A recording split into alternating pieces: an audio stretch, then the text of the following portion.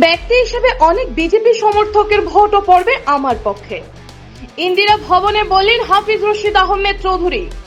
করিমগঞ্জে সেই বিপুল সংবর্ধনার জোয়ারে ভাসলেন কংগ্রেস প্রার্থী হাফিজ রশিদ। হাফিজকে স্বাগত জানাতে বিশাল বাইক মিছিল, আপ্লুত প্রার্থী।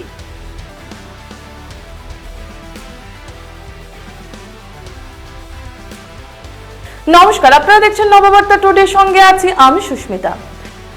বৃহস্পতিবার গুয়াহাটি থেকে করিমগঞ্জে এলেন কংগ্রেস প্রার্থী হাফিজ রশিদ আহমেদ চৌধুরী। তাকে বদরপুর ঘাট থেকে বিশাল বাইক গাড়ির মিছিল করে করিমগঞ্জে নিয়ে আসা হয়। রামকৃষ্ণনগর, কালীবাড়ি, দক্ষিণ করিমগঞ্জ ইত্যাদি এলাকায় দলীয় কর্মী সমর্থকদের তাকে স্বাগত জানাতে দীর্ঘ সময় জাতীয় সড়কের পাশে দাঁড়িয়ে থাকতে দেখা গেছে। সন্ধ্যায় করিমগঞ্জের ইন্দিরা ভবনে পৌঁছলে সেখানেও তাকে উষ্ণ সংবর্ধনা দেওয়া হয়। সাংবাদিক সম্মেলনে হাফিজ রশিদ আহমেদ চৌধুরী বলেন যে তিনি শুধু সংখ্যালঘু নেতা নন, বাঙালি, অসমিয়া, হিন্দু, মুসলিম, বৌদ্ধ, খ্রিস্টান সহ সম্প্রদায়ের লোকদের নিয়ে চলতে চান। কংগ্রেস ঠিক এমনই এক প্ল্যাটফর্ম। তিনি কেন্দ্রের কা আইনের বিরোধিতা করে বলেন এই আইন হিন্দুদের কোনো উপকারে আসবেন না। প্রসঙ্গক্রমে তিনি বলেন অতীতে তিনি যেসব কাজ করেছেন তাতে তার বিশ্বাস বিজেপি সমর্থক অনেক ভোট তার পক্ষে আসবে। আশ্রয় দেবে। আমি আশা করবো যে বাঙালি হিন্দু ভাইরা যারা আছে তারা অন্তত তাদেরকে বলা উচিত এবং বিজেপির নেতৃবৃন্দ বলা উচিত যে এই ব্যাপারে হাফিজ রশিদ চৌধুরী যা বলেছে, আমি চ্যালেঞ্জ করে বলতেছি যে তোমরা ওদের প্রতারণা করতেছো। ওদের যে সমস্যা দিকে না গিয়ে তোমরা রাজনৈতিকভাবে তোমরা তাদের ইস্যুটাকে নিয়ে সেন্টিমেন্টাল হয়ে পোলারাইজেশন করে শুধু ভোটটা আদায়ের জন্য তোমরা করতেছো। আজকে যে রুলটা নিয়ে এসেছে, মাত্র পরশু রুলটা তারা দিয়েছে ইলেকশন সামনে। এই রুলটাতে দিয়েছে, রুলটার মধ্যে কী আছে, যে শিডিউলগুলো আছে ইম্পসিবল, কেউ এটাকে ফুলফিল করতে পারবে না। তার জন্য আমি মনে করি এটা শুধু প্রতারণা। এই জন্য আমি আশা করবো, আমি এই ইস্যু নিয়ে আমি আজকে 30 বছর থেকে এই ইস্যু নিয়ে আমি ফাইট করতেছি, এইগুলাই শুনি এবং বাঙালি, হিন্দু, মুসলমান সবের জন্য আমি করতেছি। এবং এটাও আমি বলি যে আমি বাঙালির কথা যখন বলবো, আমি আসামিদের এগেনস্টে আমি নয়। আমি চাই আসামি এবং বাঙালি সমন্বয় হইতে লাগে।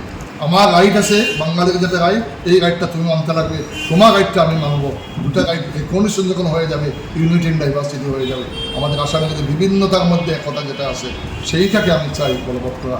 এখানে আসামি, বাঙালি, মণিপুরি, টি গার্ডেন সবাইকে নিয়ে আমি কীভাবে চলতে পারি এককভাবে, আমি সেটা নিয়ে আমি কাজ কর্মীকে তারা ডিক্লেয়ার দেয় না, কিন্তু দেয় আমি ফেসবুক কোনো অসুবিধা দিতে পারে, আগেও দিতে পারে। এফেক্ট কতটুকু হবে শোনেন, মানুষের সিদ্ধান্ত নেবে কে ক্যান্ডিডেট দিল না দিল। 10 জন ক্যান্ডিডেট, 15 জন ক্যান্ডিডেট, আমি মনে করি আমার কথায় মানুষের ভোট দেবে না। মানুষের এবার দেখবে অ্যাক্টিভিটিস কি। আজকে যে বিজেপির যে পার্লামেন্টের ক্যান্ডিডেট, ওনার যে রিপোর্ট কার্ডটা এবং আমার যে অ্যাক্টিভিটিস উইদাউট এমপি হয়ে যেটা অ্যাক্টিভিটি, এই জিনিসের সামনে যদি রাখা যায়, দিস ইজ এনাফ। এর চেয়ে বেশি আমি বলা কি মনে করি না। এবং তৃণমূল থেকে দেখ, আপ থেকে দেখ, অন্য কোনো থেকে দেখ, আমি রেডি আছি ফেস করার জন্য, আমার কোনো অসুবিধা নেই। আমি আমার জনতার উপরে, আমার করিমগঞ্জ ভাষীর উপরে, হাইলাকান্দি মানুষের উপরে আমার সম্পূর্ণ ভরসা আছে। এবার তারা গণতন্ত্র বাঁচাবে, সেকুলারিজম বাঁচাবে, বাংলাদেশের সংবিধান বাঁচাবে। তারা বাঁচানোর জন্য আমাকে নিশ্চয় তারা নির্বাচিত করবে। আমি তো এই কথাটাই বারবার বলতেছি, এফেক্টটা কোথায় হয়। মানুষ যদি উদারের মতো হয়, আজকে আমাদের এমএলএ সামান্য একটা ইডিকে ভয় করে যদি উনি বিজেপিতে জয়েন করে, দুর্ভাগ্য হচ্ছে, দুর্ভাগ্য হইতে পারে না। মহাত্মা গান্ধী জেল কাটছে, জওহরলাল নেহরু জেল কাটেছেন, মতিলাল নেহরু কেটেছেন, বল্লভভাই পেটেল তারা জেল কেটেছেন। ভয় করেন নাই তারা। তুমি ভয় করে জেলের ভয়ে তুমি বিজেপিতে চলে গেলে, তা কত হইবে না দেওয়া। তুমি কী আবার ইয়ে কর, মানুষের পাবলিক সার্ভিস কী দেয়, তুমি জেলে যাওয়া লাগছিল। তুমি আজকে 3 বার যেটা পার্টি তোমাকে কংগ্রেসের বিধায়ক বানাইল, তুমি should be grateful to the party. উনি বলেন আমার 3 বার বানাইছে, তুমি দিলাই কি? কোন সময় চলে গেলে আজকে যেটা ইলেকশন সামনে গিয়ে এখন তুমি কী বলতেছো এই কংগ্রেস খারাপ হয়ে গেল?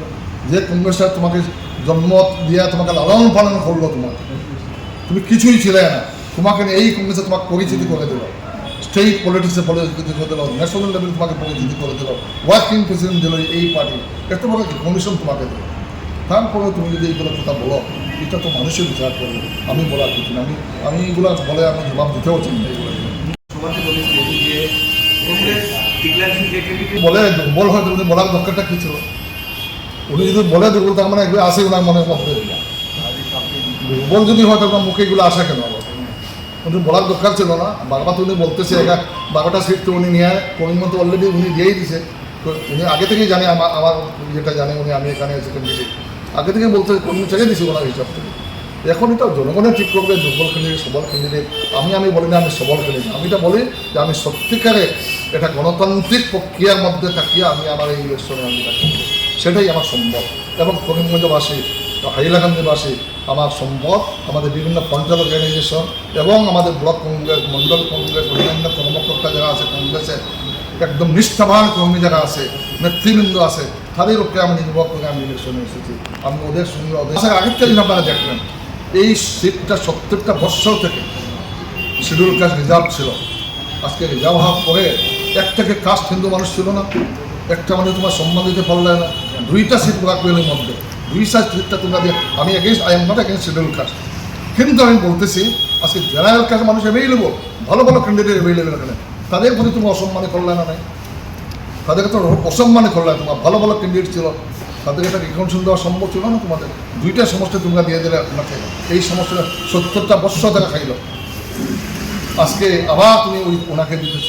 এবং উনি যদি বুঝতাম যে উনি সন্তোষ মনের মতো একটা বলিষ্ঠ পদক্ষেপ ছিল, মহিতুষ ক্যারেস্তার মতো রিজাইন দিতে পেরেছে আসাম অ্যাসেম্বলি থেকে, এই ধরনের যদি কোনো ওনার কন্ট্রিবিউশন থাকতো তাহলে তো নিশ্চয়ই ওনাকে দিতে পারতো। আমি তো মনে করি না এমন কোনো কোয়ালিটি আছে।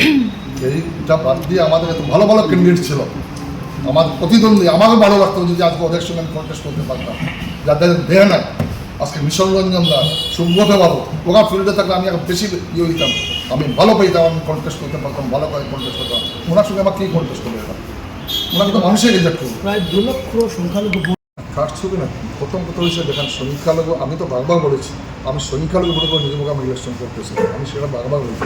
আমি আগে ইলেকশন খেলেছি, আমি হেরেছি, আমি ইউনিয়ন করেছি, আমি কোনোদিন সংখ্যালঘু পার্টি সংখ্যালঘু ডিপেন্ড করে আমি কিন্তু ইলেকশন লোকে না। এবার আমি বলেছি যে কংগ্রেস পার্টিটা বৃহত্তর একটা ফ্যামিলি, এই ফ্যামিলির মধ্যে সব ধরনের মানুষ আছে, সব ধরনের মানুষ আছে, সব ভাষাভাষীর মানুষ আছে, সব ধর্মাবলম্বী লোক আছে, শুধু মাইনরিটি নিয়ে আমি এখানে রাজনৈতিক হতে আসি নাই। হ্যাঁ, ইট ইজ ট্রু যে মাইনরিটির সংখ্যাটা বেশি আছে, ওনারা চাইবো মাইনরিটি ভোটটাকে ডিভিশন করার জন্য, চাইতে পারে, কিন্তু মেজরিটি ভোট আমি আশা করি বিজেপির বহুত মানুষে আমার কর্ম পদ্ধতি যারা দেখে, আমার কার্যকলাপ দেখে বিজেপির অনেক ভোট আমি পাবো বলে আমি আশাবাদী।